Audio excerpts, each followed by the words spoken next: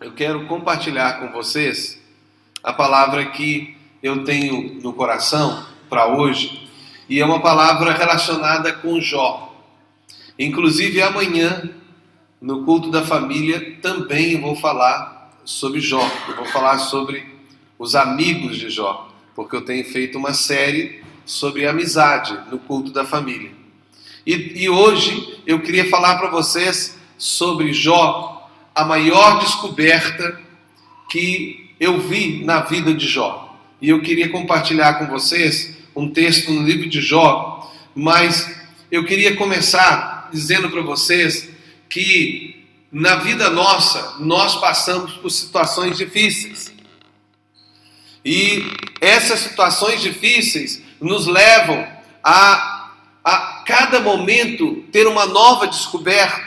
A nossa vida pode se considerar uma vida de descobertas. Quando nós nascemos e nós começamos a crescer, a cada momento que nós crescemos, nós temos uma nova descoberta.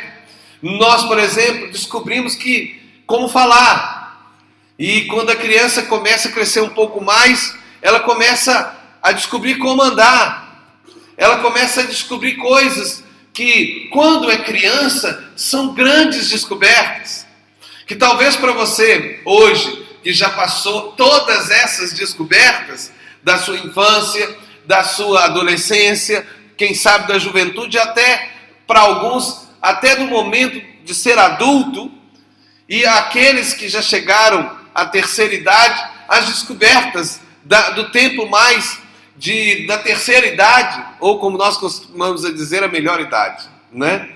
Mas eu sei que cada descoberta que nós temos, quando nós passamos por ela e nós avançamos, parece que aquelas descobertas anteriores, elas se tornam algo meio óbvio. E quando alguém, por exemplo, uma criança chega para você e fala algo que ela descobriu, ou ela descobriu agora que a chuva molha. Olha, que coisa! Parece assim meio absurdo. Mas se uma criança nunca viu a chuva e de repente ela vai e vê que molha, é uma grande descoberta para ela. E na nossa vida, a vida é assim. Nós temos descobertas. Mas Jó, que foi um homem que passou por uma situação tão difícil, alguns consideram que talvez tenha sido o exemplo da maior dificuldade que alguém possa passar. Ele chegou mesmo a perder tudo que ele tinha, perder a família dele, perder os bens dele, perder a reputação que ele tinha. É tão ruim também perder a reputação, né? E além disso, perder até mesmo a saúde. E de repente ele foi começando a descobrir muitas coisas que ele ainda não tinha descoberto. Foram novas descobertas. Mas o que eu queria enfatizar é a maior descoberta que esse homem teve na vida dele. E eu queria ler um texto da palavra de Deus que está no livro de Jó. E eu queria que você pudesse acompanhar comigo. Se você tem a Bíblia aí, ou se está no seu computador, no seu telefone.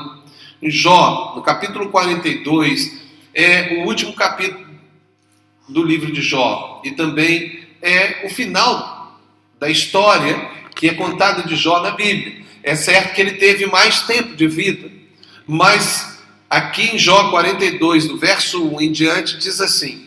Então, verso 1, vamos começar do 1 até o 6. Então, respondeu Jó ao Senhor, dizendo: bem sei eu que tudo podes, e que nenhum dos teus propósitos pode ser impedido. Quem é este que sem conhecimento encobre o conselho? Por isso relatei o que não entendia, coisas que para mim eram inescrutáveis e que eu não entendia. Escuta-me, pois, e eu falarei, e eu te perguntarei, e tu me ensinarás. Com o ouvir dos meus ouvidos ouvi, mas agora te veem os meus olhos. Por isso me abomino e me arrependo no pó e na cinza. Amém? Vamos ver então aqui essa grande descoberta que Jó teve. Apesar dele ser um homem de muitos anos de idade, ter descoberto muitas coisas na vida dele, ele chega agora, nesse momento, depois de passar pela tribulação mais terrível, ele chega agora falando sobre uma grande descoberta. E creio eu que eu também posso falar junto com ele, que sem dúvida essa é a maior descoberta que nós podemos ter na nossa vida. Maior do que qualquer coisa que você possa imaginar, sem dúvida essa é a maior descoberta. Porque foi a partir dessa descoberta que a vida dele mudou. Como a Bíblia diz, que a sorte dele mudou. E Deus restituiu tudo aquilo que tinha sido tirado da vida dele. Tudo aquilo que tinha sido roubado por Satanás. É muito claro na Bíblia que Satanás tinha vindo e tinha roubado dele. Tinha roubado a família, tinha roubado dele a alegria dele, tinha roubado dele os bens dele, tinha roubado dele a saúde dele. Veja, chegou ao ponto mesmo da esposa falar com ele, amaldiçoa Deus e morre. Mas quando ele descobriu a maior descoberta que o ser humano pode, sem dúvida, ter, a vida dele foi transformada e tudo foi restituído na vida dele. E sem dúvida esse é o foco desse culto. Esse culto tem como foco a restituição das nossas vidas. E como ser restituído? Sem dúvida, precisa de ter essa grande descoberta que o nosso irmão Jó teve em sua vida. Vamos fazer uma oração? Oh Deus, nós somos gratos a Ti, porque nós podemos estar aqui nesse lugar, ouvindo a Tua palavra e vendo na Tua palavra essa grande descoberta que trouxe a restituição para a vida de Jó, um homem do Senhor que viveu há muitos anos atrás. Somos gratos a Ti, Te oramos e colocamos essa palavra em nome de Jesus. Eu queria começar não me igualando a Jó de forma nenhuma, porque, sem dúvida, tudo que eu tenha passado ainda não foi no nível de sofrimento e de tribulação que ele tenha passado. Mas, sem dúvida, todos nós passamos por situações difíceis. Ele se torna, sem dúvida, para nós um exemplo. Um exemplo que se pode sair de um problema, de uma dificuldade, de uma destruição, de uma derrota, de medo, com vitória. E não importa que o tamanho da sua luta, o tamanho da sua destruição, é um fato que existe solução, existe restituição. Amém. E eu me lembro, em minha vida, sobre alguns momentos, algumas experiências que eu tive com Deus, em que eu tenho o costume de falar, utilizando aquilo que a Bíblia fala, que é o Shekinah. O Shekinah, conforme a Bíblia, era a manifestação visível, física do Espírito Santo. Quando os judeus viam aquela nuvem, ouviam aquele fogo no deserto, eles diziam, ali está o Shekinah de Deus. É a presença visível de Deus. Quando Moisés viu ali no Monte Sinai, aquela sarça ardendo, aquilo era o Shekinah de Deus. E Deus de várias formas se manifesta de forma física e visível. E eu me lembro na minha vida 2 momentos importantes. Eu digo que tenho 3 momentos de Shekinah na minha vida, mas eu quero falar sobre 2 momentos. Um foi quando eu me converti, quando eu conhecia Jesus, que eu tinha 10 anos de idade. E eu ouvi com esses ouvidos uma voz que dizia por trás de mim, Marco, eu te amo. Eu pensei que era uma pessoa, olhei para trás, não vi ninguém, e eu percebi que realmente quem tinha falado comigo era Deus. Esse foi um momento de Shekinah com Deus. E esse foi um momento de uma grande descoberta, porque eu descobri Deus.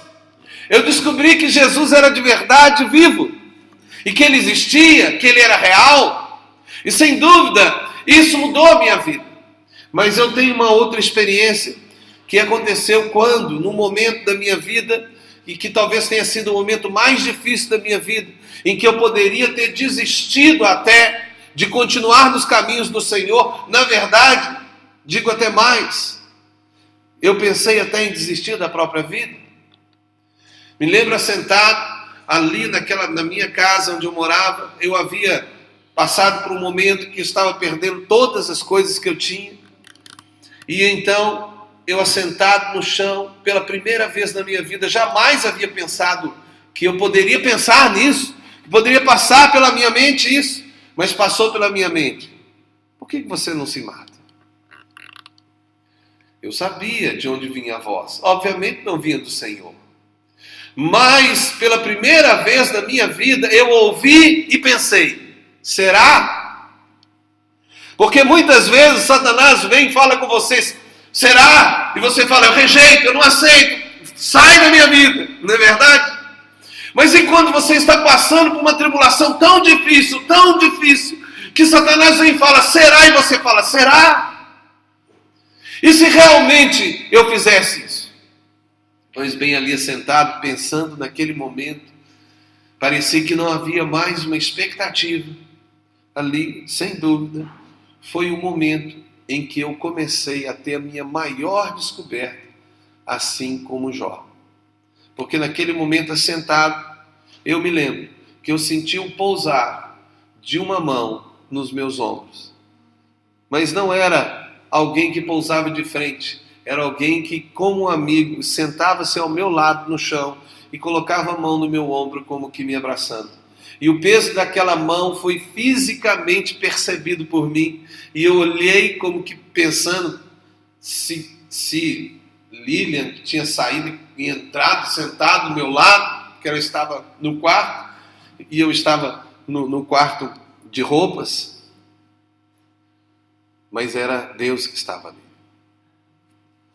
Eu vi que Ele estava ali, Ele falou nos meus ouvidos, que Ele estava junto comigo, que Ele estava, que Ele me amava, que eu não precisava de temer.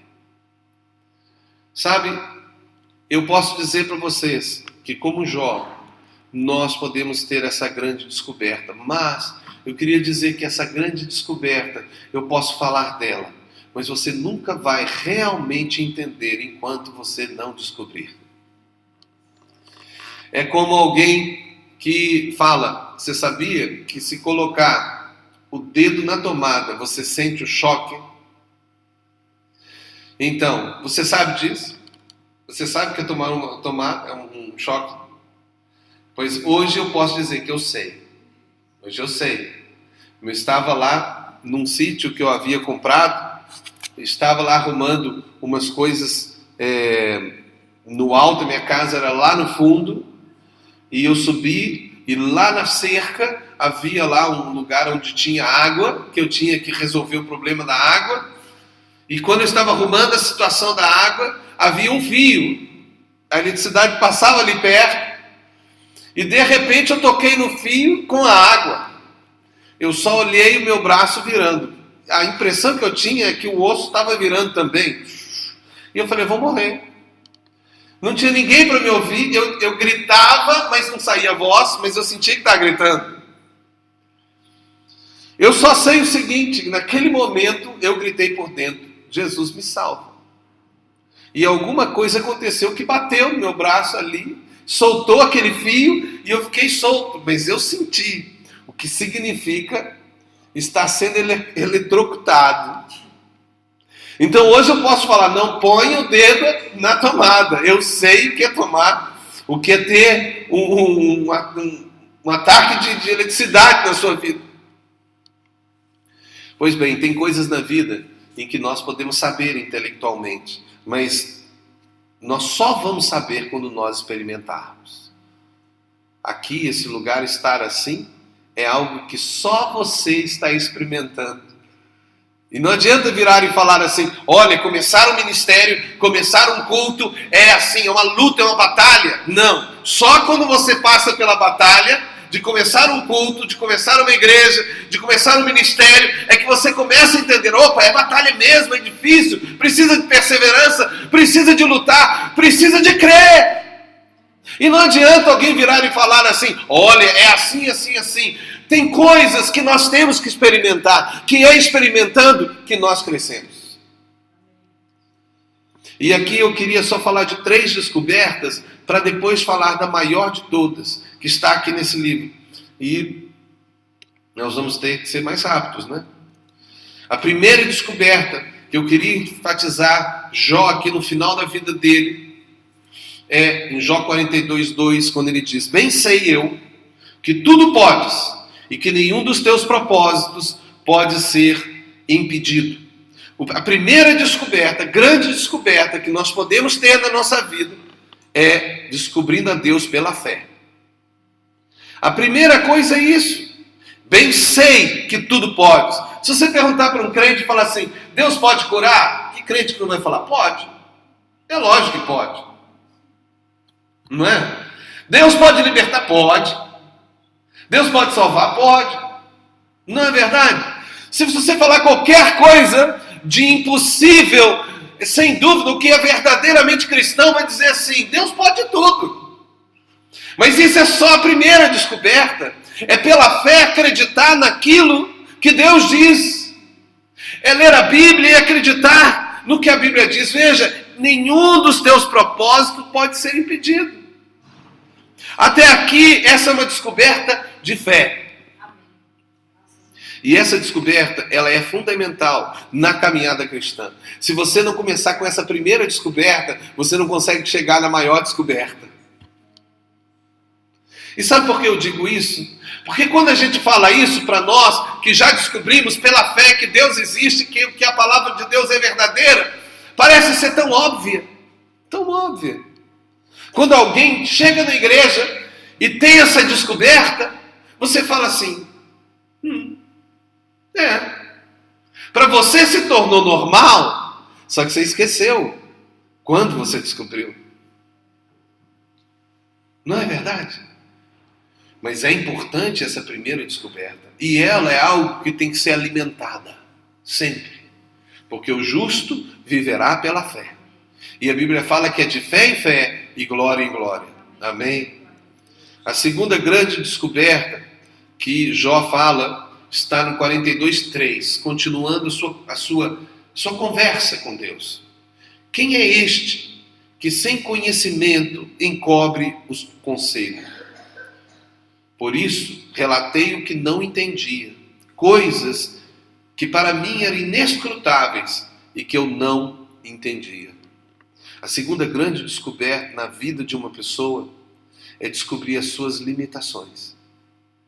É descobrir o tamanho de Deus e saber como você é pequeno diante de Deus.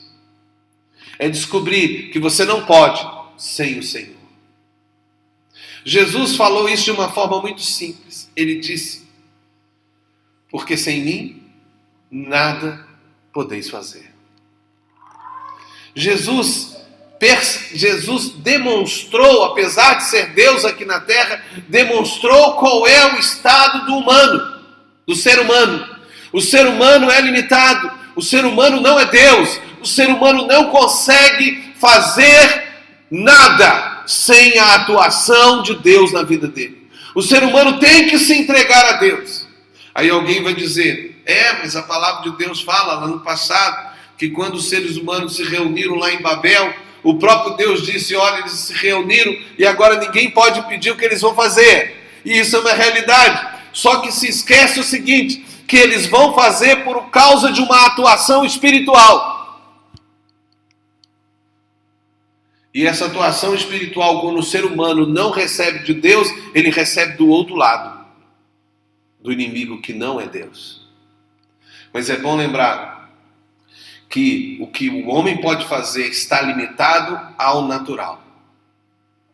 O homem tem um limite, se ele não pode penetrar as coisas do Espírito sem a atuação espiritual. Mas o homem, cada um de nós, precisa de reconhecer as nossas limitações. Se você não reconhecer as suas limitações, você não vai conseguir prosseguir para frente. Você tem fé que Deus pode todas as coisas, mas você sabe que é Deus que pode todas as coisas e que você tem limitações e que você precisa que Ele atue em você para que o impossível aconteça. Porque se Deus atuar em você, nada é impossível. Mas se você agir segundo o poder da sua força, da sua habilidade, confiando em si mesmo, você não vai conseguir fazer os impossíveis de Deus. Porque nós somos limitados. Jó diz, por isso relatei o que não entendia. Coisas que para mim eram inescrutáveis e que eu não entendia. Ele não entendia, porque ele precisava de entender. E cada um de nós precisa de entender que nós crescemos a cada dia. É tão ruim quando alguém começa a falar que sabe tudo. Porque não sabe. Nenhum de nós é Deus. Ninguém sabe tudo. Só um sabe tudo. Sabe o que é isso? Isso é uma qualidade ou um atributo, como a teologia fala, um atributo de Deus. Ele é o que sabe todas as coisas. Ou melhor, como fala assim em teologia, ele é onisciente. Ele sabe tudo que existe. Nós não. E não adianta nós pensarmos que nós vamos saber de tudo. Nós só saberemos aquilo que Deus nos revelar. Porque é Ele que fez todas as coisas. A terceira coisa que eu queria dizer está... A terceira descoberta, que está em 42:4. E Jó diz assim, escuta-me, pois, e eu falarei, eu te perguntarei, e tu me ensinarás. Essa quarta descoberta é descobrindo a necessidade de buscar ao Senhor. E veja, você nunca vai passar para essa sem passar pela segunda. A primeira é crer em Deus, pela fé. Crer no poder de Deus, no impossível. A segunda é descobrir a sua incapacidade. E a terceira é você descobrir a sua dependência de Deus. Quando você sabe o tamanho dele, sabe a sua pequenez e depende dele, você começa a entrar no tamanho dele. Eu não me esqueço de uma irmã que disse algo que para mim foi algo grandioso. Ela disse assim, que para você entrar no caminho estreito, você tem que passar por uma porta estreita. Você passa por uma porta estreita, anda num caminho estreito, mas andando no caminho estreito, você chega em tudo que existe. Estranho, né? No estreito de Deus está a largura do poder de Deus. Eu posso então dizer que você só vai descobrir que você necessita de buscar a Deus se você descobrir que você tem limitações. Se você começar a achar que pode todas as coisas, você não vai buscar a Deus. Algumas pessoas até têm achado que são iguais a Deus. Alguns até têm pregado que somos deuses, até utilizando a Bíblia. E quando a Bíblia fala que somos deuses, lá não quer dizer que nós temos a mesma capacidade e atributo de Deus. O que quer dizer é que aqui na terra nós representamos Deus. É diferente. Nós somos colocados aqui na terra para representar Deus na terra, sendo sim a autoridade de Deus sobre a criação. Mas nós não temos os mesmos atributos que Deus. Não somos onipotentes, não somos onipresentes, não somos oniscientes, não somos eternos, no sentido de que não tivemos início. Nós sabemos que Deus, por sua sabedoria e soberania, decidiu que nós seremos eternos assim, não teremos fim. Mas tivemos início. Agora Deus não. Deus não teve início e não tem fim. Na verdade, Deus criou o tempo. O tempo é uma invenção de Deus. Deus não vive no limite do tempo. Quando nós falamos de tempo, nós falamos de uma fórmula física que envolve tempo, espaço e velocidade. Em Deus não existe nem velocidade, nem tempo, nem espaço. Deus não está limitado ao tempo. Deus criou o espaço. Deus criou a velocidade ou a vida. É Deus que gera a vida para que o espaço viva. e assim exista tempo. Mas Deus não está limitado a isso, Deus está acima disso, Ele é eterno. Mas nenhum de nós é como Deus. E se nós não entendermos que nós dependemos dEle para cada situação, para cada decisão, para cada atitude, para cada dia, quando acordamos de manhã cedo, Senhor, o ar que eu respiro, obrigado, porque foi o Senhor que me deu, porque se o Senhor não me te desse, eu não respirava, eu estava morto. Se alguém está vivo aqui, se alguém está vivo, é porque Deus te deu vida hoje. Ele é todo poderoso. Ele não é em parte poderoso. Ele é todo. Se você quer ter algum poder, você precisa de nele. É Ele quem dá o poder. Agora, a maior descoberta de Jó é essa que nós queremos realmente chegar. Está em Jó 42, 5. Um texto tão conhecido e até famoso para todos nós. Com o ouvir dos meus ouvidos ouvi, mas agora te veem os meus olhos. Veja, quando Jó chega nessa descoberta, ele já falou nesse mesmo discurso dele, do texto aqui de Jó 42, ele já falou das outras descobertas dele. Ele já falou que ele descobriu quem é Deus no seu poder, por meio da fé. Ele já descobriu a sua limitação. Ele já descobriu a necessidade dele buscar a Deus para ter a resposta para a vida dele. E agora ele fala a maior de todas as descobertas. Ele vira e fala assim, olha, antes eu ouvia sobre o Senhor, agora eu te conheço. Antes eu sabia tudo acerca do Senhor, eu tinha fé, eu era conhecedor, eu tinha lido toda a Bíblia, eu era o maior pregador de todos os povos, eu era a pessoa que fazia isso, que fazia aquilo. Olha, eu até sabia que eu era limitado e eu te busquei poderosamente, eu buscava o Senhor, sentia a sua presença. Só que agora, Senhor, agora meus olhos estão se abrindo. A maior descoberta de Jó foi descobrir a Deus de fato como Ele é. E para descobrir a Deus como Ele é, não vai dar para ensinar. Tem que experimentar. Eu creio que vocês já devem ter ouvido até uma pequena história que eu queria deixar aqui com vocês. Ela é muito simples e provavelmente vocês já conhecem. Mas deixa eu repetir. Será bem rápido. Conta-se uma história, nós não sabemos até que ponto essa história é verídica, pode ser que seja uma anedota, né? Mas ela ilustra muito bem o que nós estamos a falar. Pois ela conta que em um determinado lugar, pelo menos isso no meu país, no Brasil, né, é muito comum, e não sei se aqui em Portugal, Cláudio, falam dessa história, mas diz que era de lá, aí a irmã vai ver se é. O fato é que conta-se que tinha uma cidade pequena, um palco, e nesse palco havia um político que estava a falar, e ele falava as suas ideias, e ele começou a entrar no seu ateísmo, provando que Deus não existia. Pois bem, ele, enquanto estava ali a falar, estava ali no público daquela pequena cidade, um rapaz que era um homem simples, diríamos lá no Brasil, um caipira. Ou melhor, um homem da roça, um homem das plantações, né? Um homem simples, muito simples.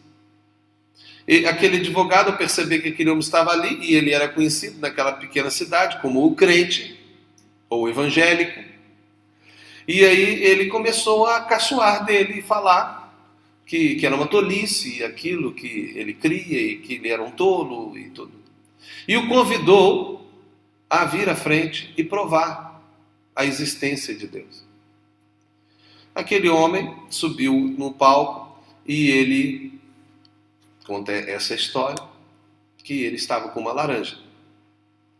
Ele então subiu o palco descascando a laranja. Enquanto o homem falava, ele terminava de descascar a sua laranja. E o homem olhava para ele e começou a ficar incomodado e falou assim, e aí, você não vai falar nada? Aquele homem então destampou, eu não sei se vocês têm costume de fazer assim, ele cortou a laranja e fez uma tampinha. pegou aquela tampinha da laranja e chupou. Parecia que ele estava até zombando do advogado, que estava nervoso com aquela situação. E aí então ele pegou aquela tampinha e falou: é gostoso a laranja? Aquele advogado falou: não sei, como é que eu vou saber? Eu não chupei ela. Aí ele disse assim: engraçado, eu sei o gosto da laranja, por que o senhor não sabe? Eu falei: porque eu não experimentei. Eu falei assim: então, por que o senhor está falando de Deus? O senhor não conhece o gosto de Deus. Eu já experimentei, o senhor nunca experimentou. Tem coisas que não se dá para explicar. Tem coisas que tem que se experimentar. E a maior descoberta que vai trazer a restituição para a sua vida é realmente experimentar Deus.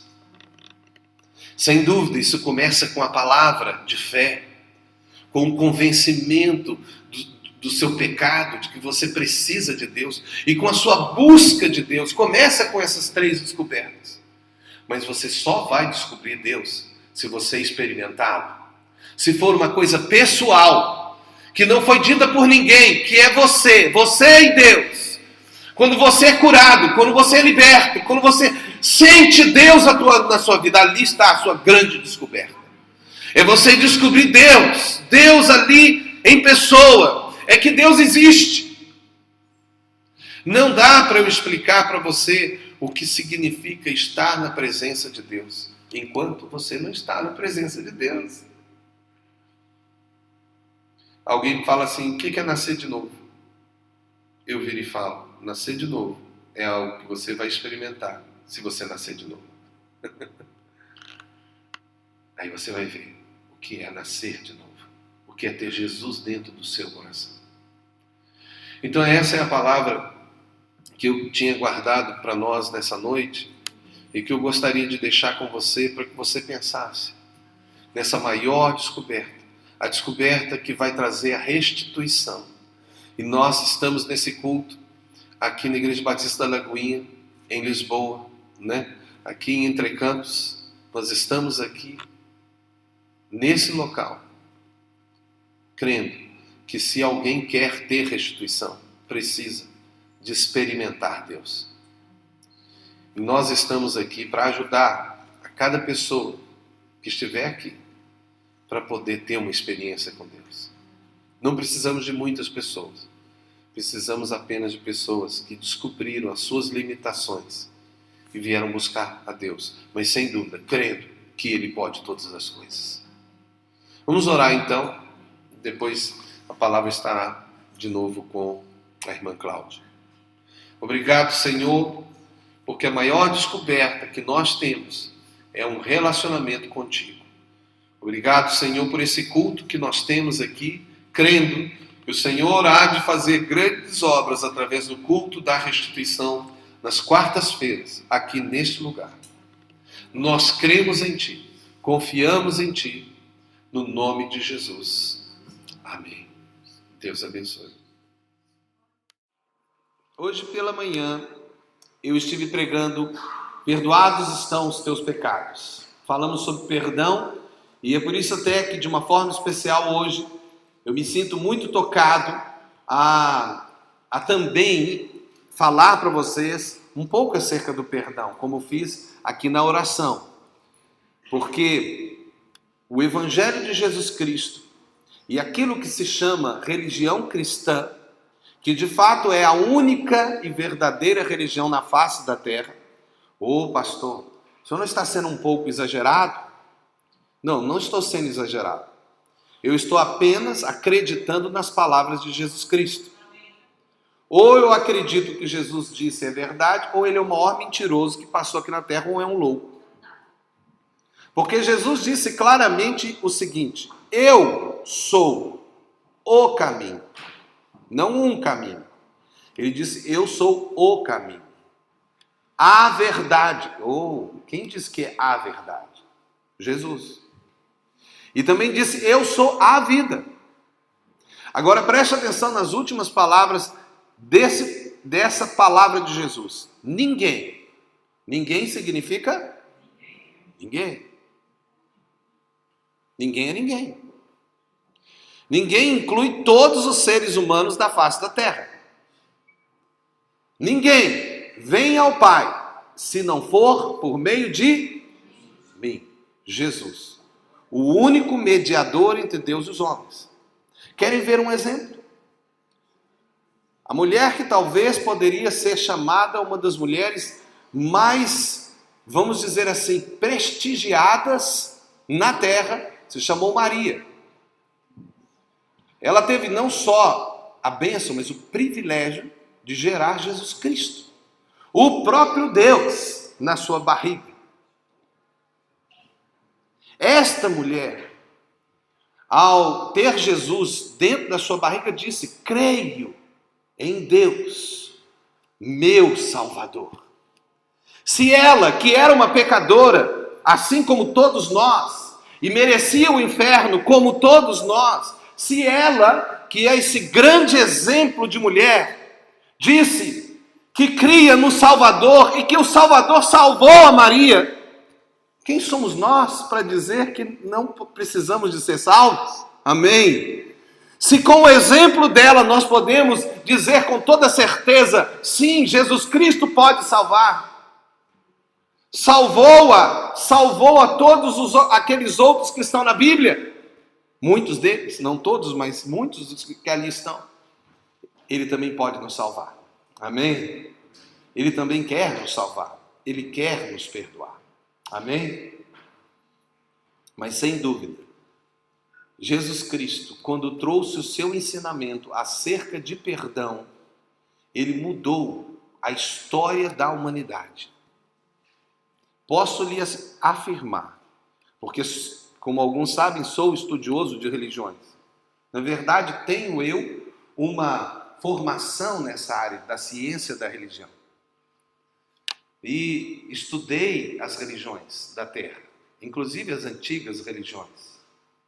Posso afirmar a vocês, e quem quiser fazer o estudo, faça.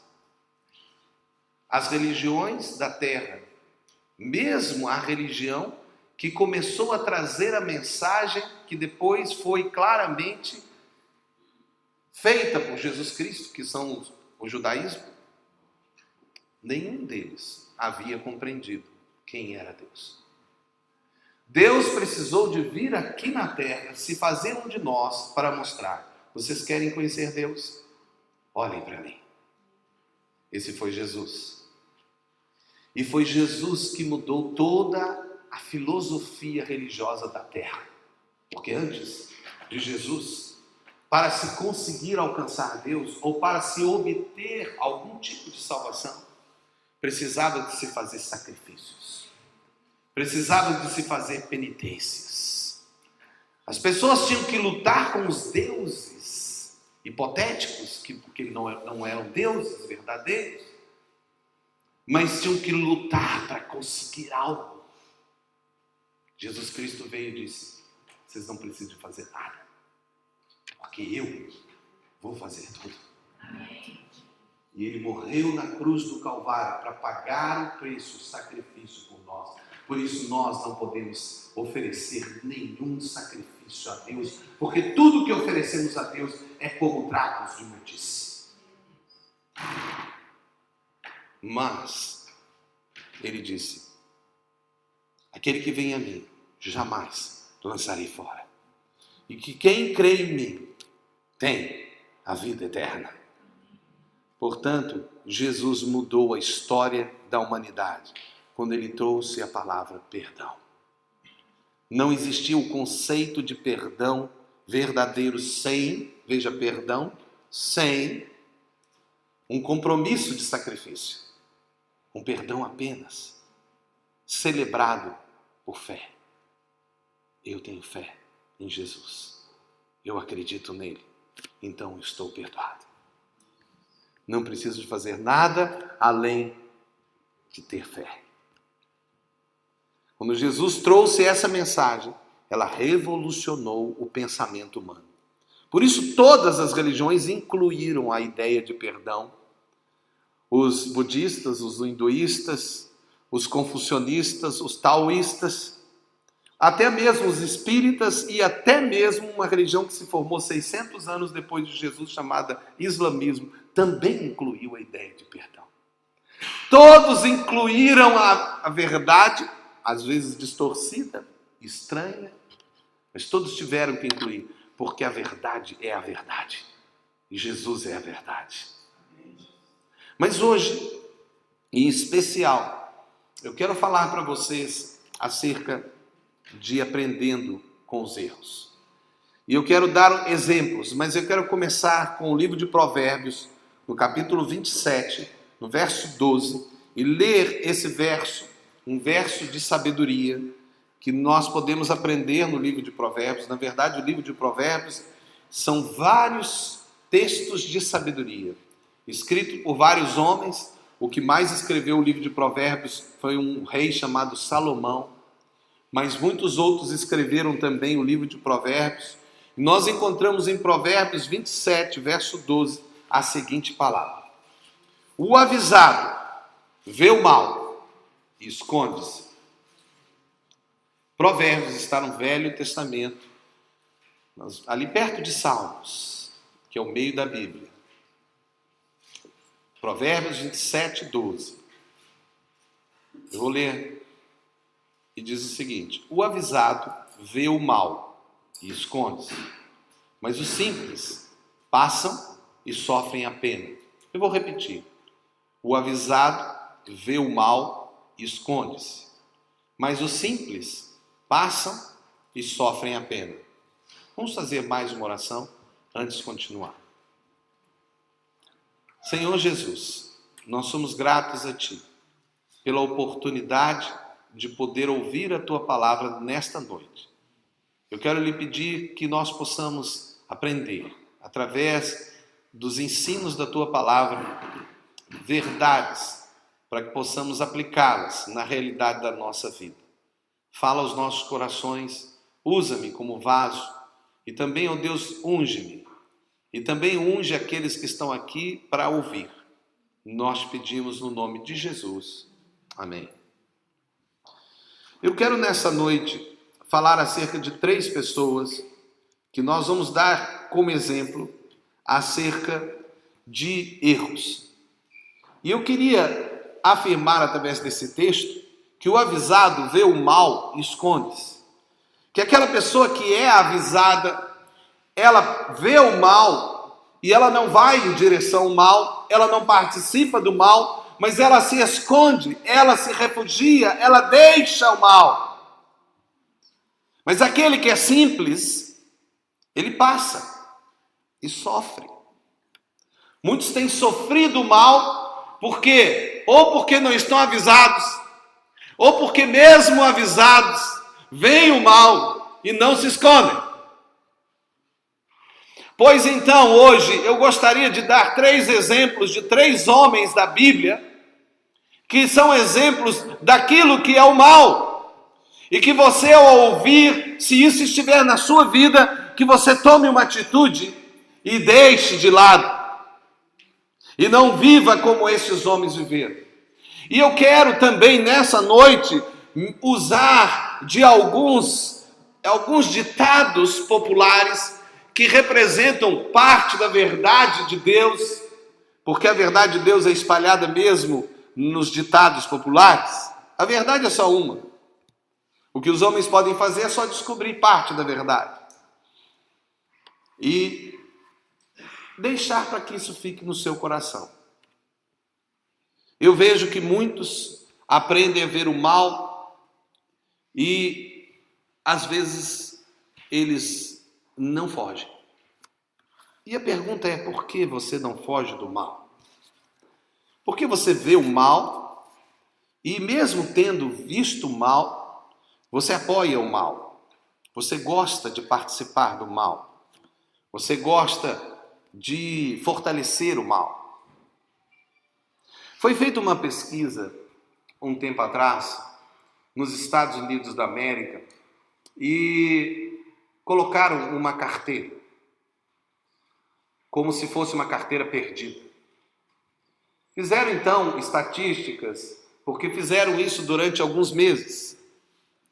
e descobriram a seguinte estatística, que mais ou menos o número médio para os que devolviam as carteiras que eram esquecidas, não eram esquecidas, mas eram deixadas como se fossem esquecidas, era 45%.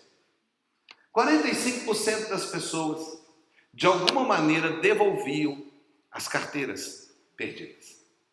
É triste, né? Deveria ser 100%, ou pelo menos deveria ser mais que 50%, mas era 45%. No entanto, houve um momento em que um dia ninguém devolveu nada.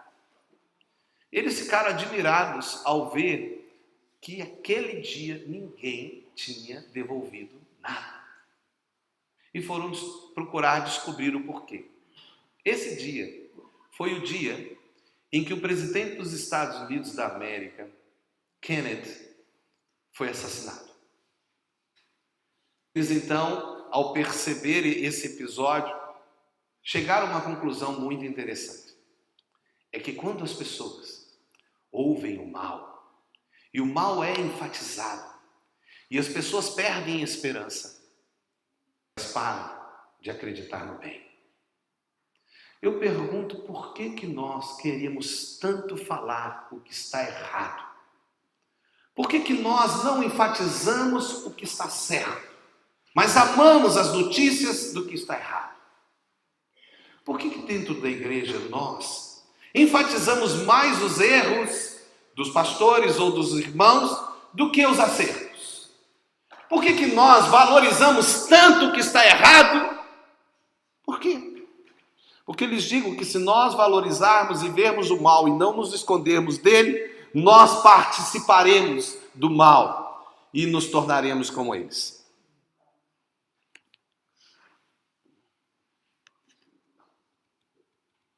Temos que enfatizar o que está errado ou o que está mal. Por que não incentivar o que está certo? Por que não valorizar o que está certo? Pois bem, vamos ver o mal e esconder. Não fugir, mas não entrar no mal. Amém?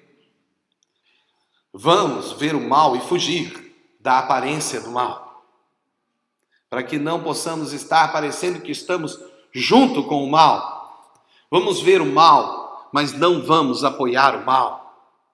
Amém? Os 3 exemplos que eu gostaria de dar essa noite para que nós possamos meditar são Roboão, Absalão e Acabe. 3 homens da Bíblia que tiveram grandes erros.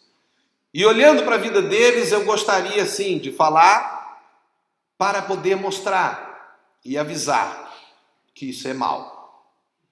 E avisando você que isso é mal, que você possa fugir desse mal. Amém? E você não possa copiar e não possa ser igual a estes que cometeram estes maus que eu vou citar nessa noite. Roboão, Absalão e Acabe. Roboão, que foi um rei, o rei filho de Salomão. Roboão, que assumiu um reinado após um dos maiores reis de Israel, Salomão, filho de Davi. Absalão, um dos filhos de Davi, que poderia ter sido o rei de Israel, mas que por causa de uma grande rebelião promovida por ele, morreu. E Acabe, um outro rei de Israel, casado com uma mulher chamada Jezabel. Acabe, que foi um mau exemplo. Vamos começar então com Roboão, e eu vou citar para vocês o texto bíblico, que está em 1 Reis, no capítulo 12. E eu não vou ler esse texto, mas eu vou citar o texto para que você possa olhar e ler. E se possível, anote isso, para que você possa em casa, de dever de casa, porque veja, nós vimos na igreja e não só ouvimos pregação, nós temos que ler a Bíblia todos os dias em casa, amém? Então eu vou dar textos para vocês lerem em casa essa semana. E o primeiro texto é 1 Reis, capítulo 12, do verso 6 até o verso 11. Anote aí, 1 Reis, está no Velho Testamento, capítulo 12, do verso 6 ao verso 11. E eu gostaria de dizer para vocês o que aqui está escrito. Está escrito que Roboão, ele assumiu o reino depois que Salomão morreu, e ele precisava de ter conselhos. Ele procurou então os anciões, os mais velhos, aqueles que haviam sido sábios, que haviam andado com Salomão, e perguntou a eles o que ele deveria fazer.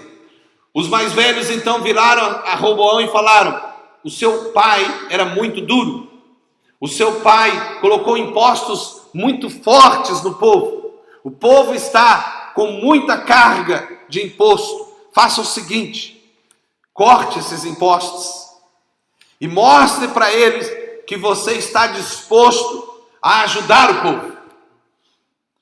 Fazendo assim, você conquistará o povo. Ele então foi para os seus amigos, aqueles que haviam crescido com eles, os outros jovens, sabe aqueles colegas de escola? Aqueles outros que haviam crescido com ele, que talvez tinham brincado no palácio com ele, e perguntou para eles: o que eu devo fazer? Os jovens falaram: mostre para eles quem você é. Diga a eles que se o seu pai foi duro, você é muito mais do que o seu pai. Assim que se meu pai os carregou com um jugo pesado, ainda eu aumentarei o vosso jugo. Meu pai vos castigou com açoites, eu, porém, vos castigarei com escorpiões. Esse foi o conselho que aqueles jovens deram para Roboão. E quem vocês acham que Roboão ouviu? Os mais velhos ou os mais jovens? Ele ouviu os mais jovens.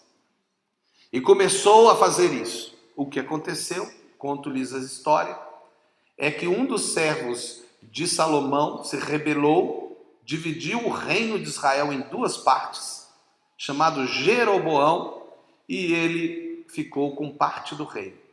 Ele ficou ali com a capital, Jerusalém, e com a parte sul toda. A parte norte toda se rebelou e se transformou num outro reino, fez uma outra capital, se chamou Samaria. Tudo porque esse jovem ouviu os conselhos errados. Mas o que eu gostaria de falar agora sobre Roboão é uma frase que talvez seja muito conhecida aqui também em Portugal. Dê um bastão e verás o vilão. O primeiro dos erros que eu gostaria de que os irmãos se afugentassem é: quando você receber poder, não se torne um vilão. Mas você quer descobrir quem é que ama ser vilão? É só você dar o bastão para ele. É só você dar poder para alguém que ela começa a ter poder e fala: sabe quem manda aqui? Agora eu que mando. Não é mais ele, sou eu. Eu é que mando. Cala a boca. Está entendendo? Eu que vou agora fazer. E você tem que obedecer, porque se você não obedecer, eu tiro o seu emprego. Eu acabo com você. Dá o bastão que você vai descobrir o vilão. Porque assim como o Roboão, na hora que ele recebeu o poder, ele começou a se transformar no ditador, num vilão, fazendo mal às pessoas. E a primeira coisa que eu gostaria de dizer para você é que se você receber poder, não se torne um vilão, mas se transforme em alguém que ama aqueles que você lidera. Isso inclui quem é pastor numa igreja. Viu, Cói? Isso inclui quem é professor na sala. Isso também inclui quem é pai e quem é mãe. Porque tem muito pai e muita mãe que vira um vilão com seu filho. Porque ele tem o bastão na mão, porque ele tem o poder na mão, Ele trata o seu filho como se fosse um escravo ou como se fosse qualquer um. Mas essa criança que está na sua mão, acima de tudo, é um ser humano que tem que ser respeitado.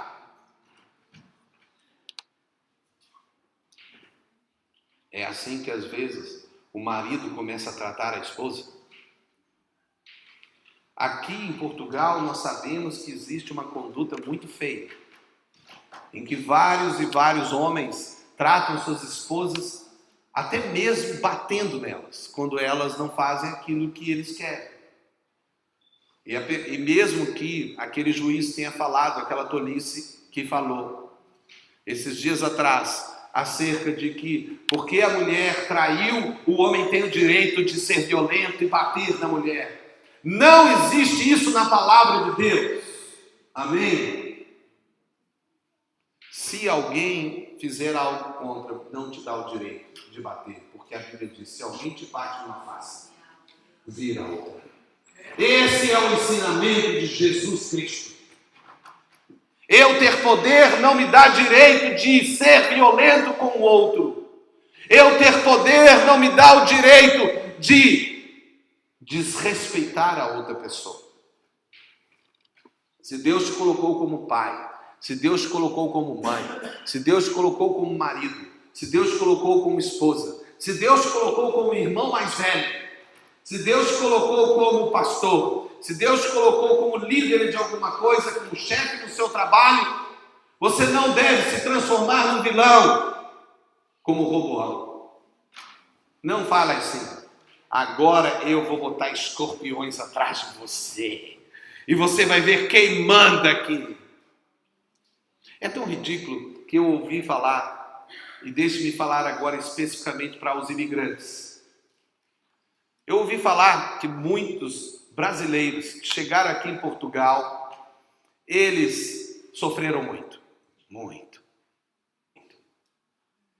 E aí eles conseguiram alcançar alguma autoridade em algum lugar. E aí eles falaram, agora eu vou descontar tudo que fizeram comigo.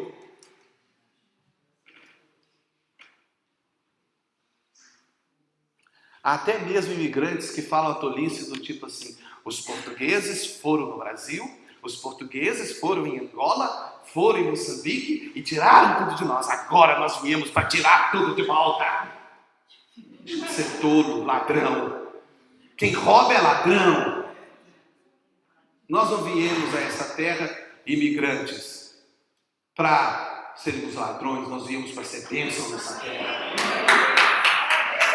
Nós viemos para abençoar as pessoas. Nós viemos para plantar as nossas raízes e dar fruto. Você quer prosperar financeiramente? Lance raízes. Pare de ficar mandando dinheiro para fora. Faça aqui a sua vida. Se você precisar de ir embora, você feite. Você quer prosperar financeiramente? Está aqui um pastor te dando um conselho. Pense nisso. Mas Roboão foi aquele que recebeu o bastão e se tornou um vilão. E eu espero que você, quando receber qualquer tipo de poder, não siga o exemplo de Roboão. Amém? Que você possa realmente tomar uma atitude diferente daquela que Roboão tomou. A Bíblia fala, a palavra branda desvia o furor, mas a dura suscita a ira.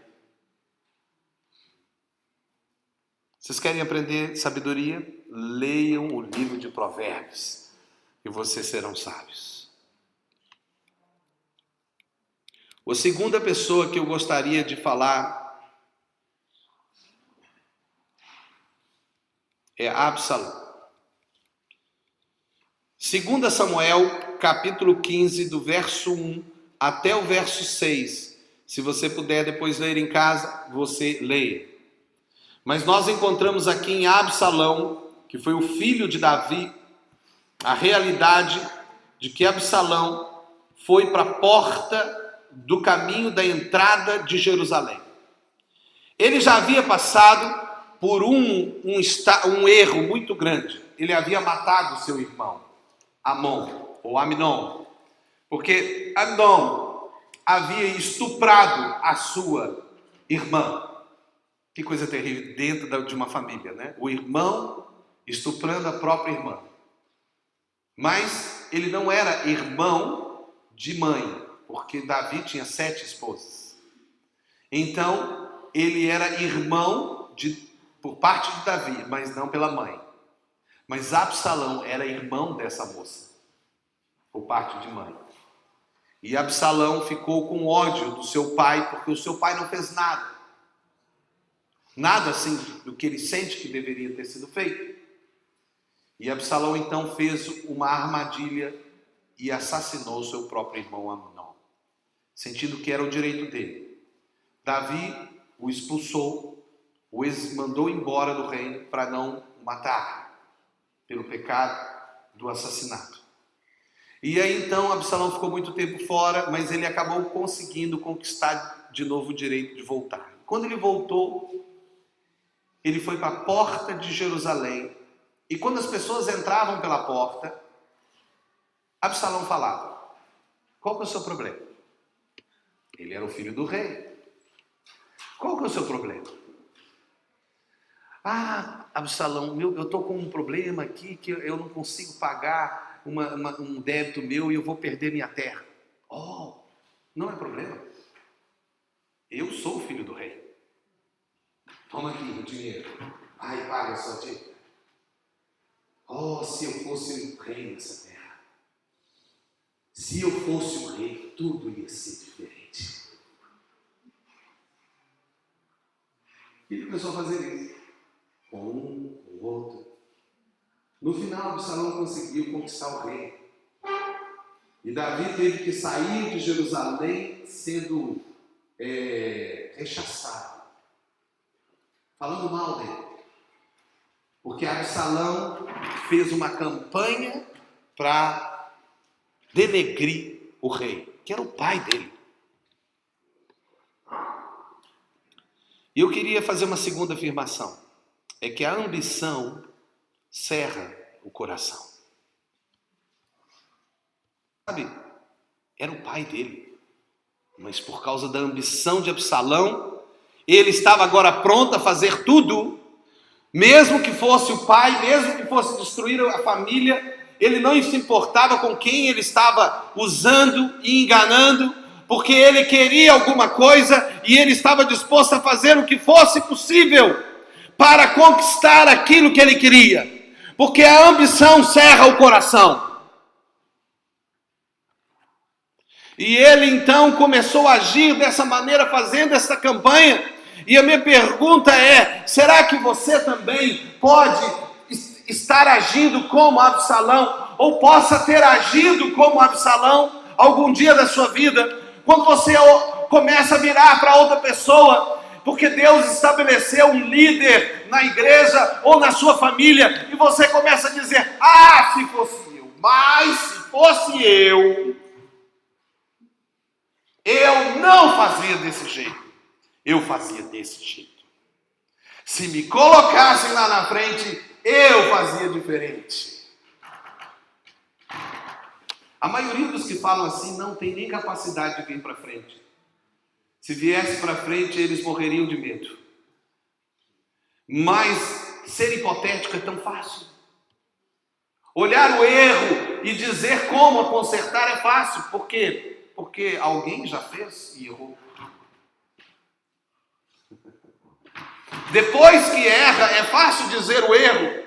Mas e antes de errar? Alguém tem que decidir. E uma coisa que eu gostaria que você pensasse é que todas as vezes que você se levanta contra uma autoridade, pode ser até o presidente da República, você deveria pensar no que você está falando. Sabe por quê? Porque você vai prestar conta pelas suas palavras. E muitas vezes nós entramos em algumas conversas que nós não deveríamos entrar. Alguém dentro do corpo de Cristo, vamos dizer do corpo de Cristo, pode ser na família, no trabalho, ok? Mas vamos falar na igreja. Alguém chega e começa a falar: eu não concordo com fulano. Aí o outro fala: é mesmo? É mesmo? Você não concorda? Não. Por quê? Porque ele faz assim, assim, assim. Sabe que é verdade? Eu também não concordo. Vamos falar com aquela pessoa? E você, concorda também? Pronto, você já entrou no ambiente da fofoca, no ambiente da destruição. Porque se você tem alguma coisa contra alguém, você vai e fala com a pessoa e não com os outros. Mas muitas pessoas gostam de falar o mal. Muitas pessoas gostam de falar do erro do outro. Meus irmãos, vamos parar de falar do erro do outro. Vamos orar por aqueles que estão errados. E se você tem alguma coisa que você pode fazer, vai e faça. E ajude aquela pessoa.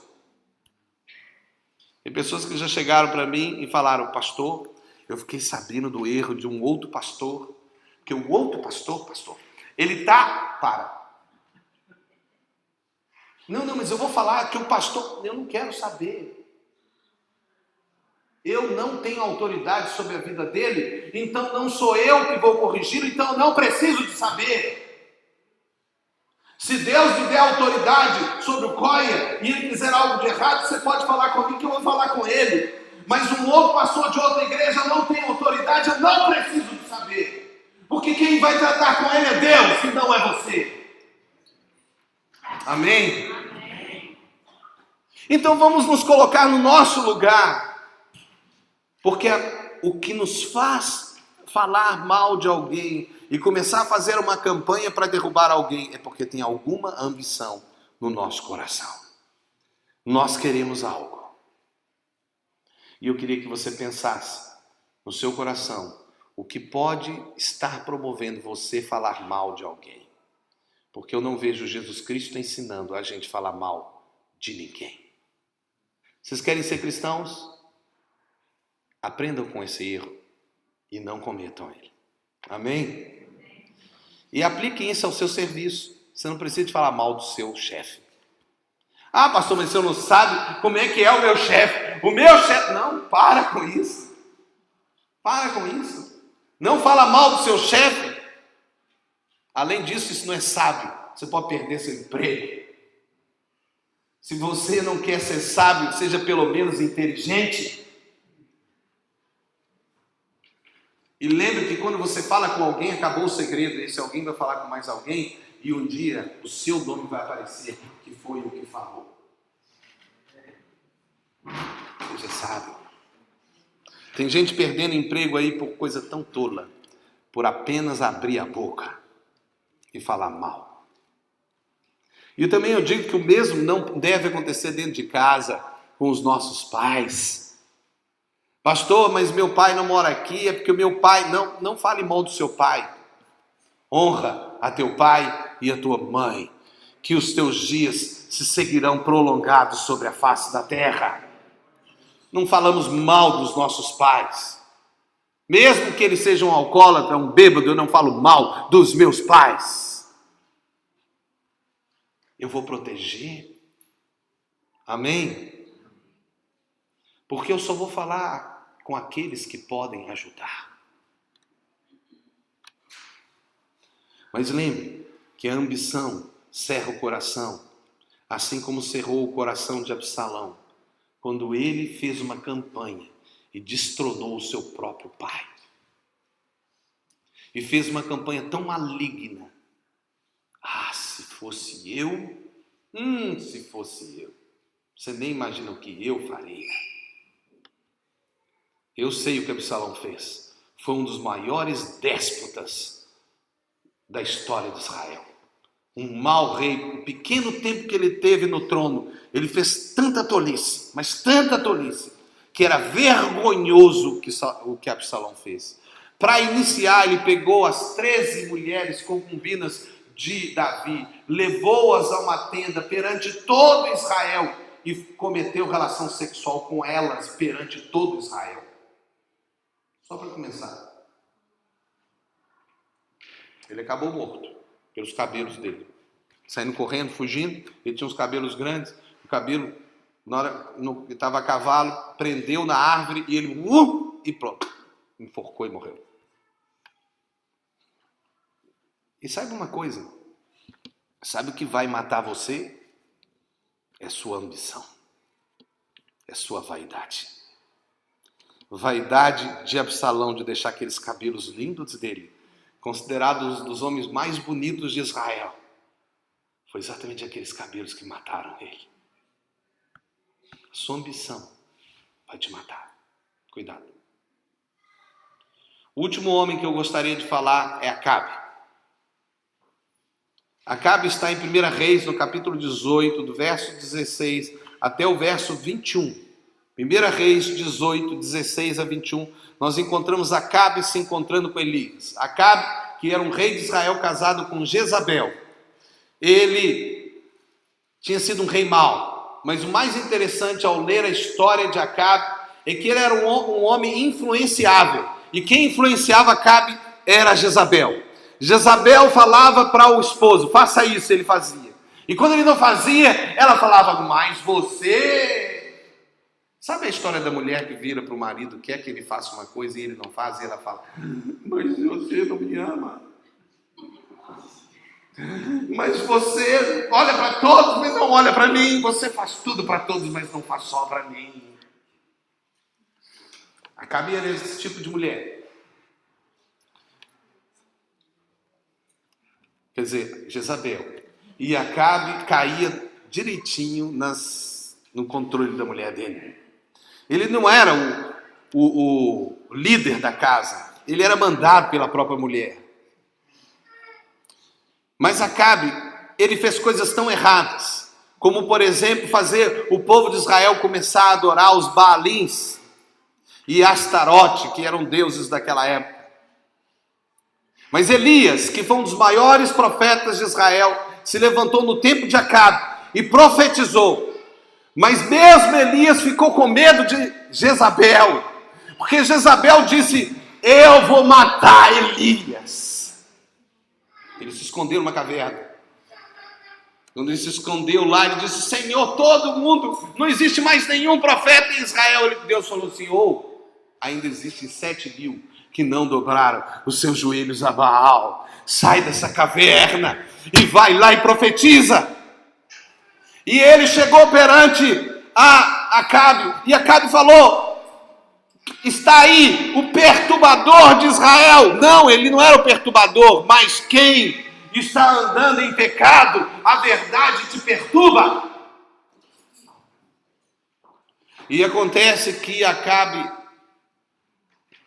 eu gostaria de intitular ele da seguinte maneira, a ocasião faz o ladrão.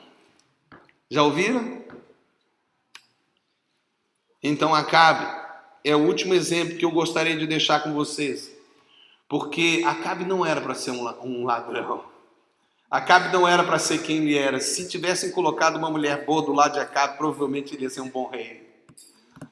Mas a ocasião produziu o ladrão, foi a oportunidade, porque o coração dele, na verdade, é um coração que era influenciável. E eu gostaria de dizer que Acabe errou sim. É verdade que Jezabel teve a sua parcela de erro, mas Acabe errou sim, porque houve a ocasião para ele errar. E eu gostaria de dizer para você o seguinte, ou você tem caráter, ou você não tem caráter. Não me venha dizer, pastor, já tem 2 anos, pastor, que eu não tenho relação sexual com nenhuma mulher, pastor. Não está dando mais para aguentar, pastor, eu sou jovem. Eu vou pecar, pastor, não dá. Porque você não tem caráter, que você não consegue. Não é porque os seus poros estão cheios de hormônio, é porque você não tem vergonha na sua cara. Porque quem tem honra, quem tem caráter, ele consegue se manter sem pecar, porque ele ama Deus sobre todas as coisas e ao próximo como a ele mesmo. A ocasião faz o ladrão, não é? Porque já é ladrão. Só deu a oportunidade de ele errar. Pastor, eu estava trabalhando e sabe como é que é? 10 euros estavam lá em cima da mesa do chefe. Ele entendeu. Foi só 10 euros, pastor. Ele não vai sentir nada. Esse homem ganha milhões. Calma, que são 10 euros. 10 euros. 10 euros. Mas você roubou. Você é ladrão. Vocês estão entendendo o que eu estou dizendo? Não importa a ocasião que apareça na sua vida. Não faça como Acabe, que foi influenciado por Jezabel. E ele se tornou um dos piores reis de Israel. Não faça isso. Quando as ocasiões de erro aparecerem, se levante e diga: eu sirvo a Jesus Cristo e eu não aceito errar. E se você sentir que não tem forças, você grita: Senhor, me ajude a não errar. E Ele virá em seu socorro e você não vai errar. Se você errar, você pede perdão e não faça mais isso. Mas, meu irmão, com ocasião ou sem ocasião, permaneça firme naquilo que Deus te chamou para ser, um filho de Deus. Deus quer homens e mulheres que sigam a Ele, sigam o seu padrão moral. Deixa eu lhe dizer isso agora terminando. Algumas pessoas falam: pastor, o mundo mudou, pastor. E você não pode falar desse jeito porque cada um faz aquilo que deseja. Você tem que respeitar a opinião dos outros, pastor. Pois eu quero lhe dizer que quem determina o que é certo e errado não são os governos, não são as famílias. Quem determina o que é certo e errado é Deus. No Éden, os homens comeram do conhecimento do bem e do mal, porque eles começaram a querer ser Deus. Eles começaram a pensar: eu que decido o que é certo e o que é errado. Pois não é assim que funciona com Deus. Deus é quem determina o que é certo e errado. E se você quer se tornar um verdadeiro cristão, você vai ter que se submeter a Jesus e chamá-lo de Senhor. Você vai ter que começar a fazer o que o Senhor da sua vida te manda fazer. E eu vou dizer para você, se você fazer isso, você vai ser feliz. Você vai ver que é vitória. E mais que isso, quando passarem os nossos 70, 80, quem sabe 100 ou 120 anos na Terra, você vai passar a eternidade ao lado dele. Vale ou não vale a pena? Ou será que vale a pena os pouquíssimos anos aqui? Um jovem da minha igreja, a primeira igreja quando eu aceitei a Cristo, Igreja Batista Central de Belo Horizonte, a minha cidade. Um jovem ouvia a pregação do pastor da minha igreja e ele fez o apelo. E quando ele fez o apelo, o jovem não foi à frente. Quando terminou o culto, o jovem se aproximou do nosso pastor da minha infância e disse para ele: pastor, eu sou jovem demais. Realmente tudo que você disse é verdade e eu gostaria tanto de servir a Jesus. Mas eu sou muito jovem. Eu ainda quero aproveitar a vida, conhecer mais a vida. O pastor disse: meu jovem, quanto tempo de vida você tem? Oh, pastor, eu sou tão jovem. Ele falou: não faça isso, você não sabe quanto tempo de vida você tem. Você não sabe se essa não é a sua última oportunidade. O jovem então saiu, ali na rua Mar de Espanha. Ao atravessar a rua, um carro veio, o atropelou e ele morreu. Quanto tempo de vida você tem? Antes de você tomar uma decisão de fato servir a Jesus. Eu não sei. Eu espero que você tenha bastante tempo para decidir certo. Eu vou então agora fazer um apelo, mas eu gostaria que você agora pensasse em tudo que eu falei e eu gostaria só de relembrar esses 3 exemplos que eu espero que você não siga. Roboão: dê um bastão e verá o vilão. Espero que não seja você, o vilão. Absalão: a ambição cerra o coração. e acabe, a ocasião faz o ladrão. Eu espero que você, ao sair daqui, possa levar essas palavras e possa decidir aprender com o erro dessas pessoas para não errar, mas ser um verdadeiro cristão. Amém? Enquanto nós ouvimos, eu queria que você pensasse nessas palavras. E logo depois, eu vou querer fazer um apelo para algumas pessoas. Mas ouça agora e pense no seu coração o que Deus está falando para você.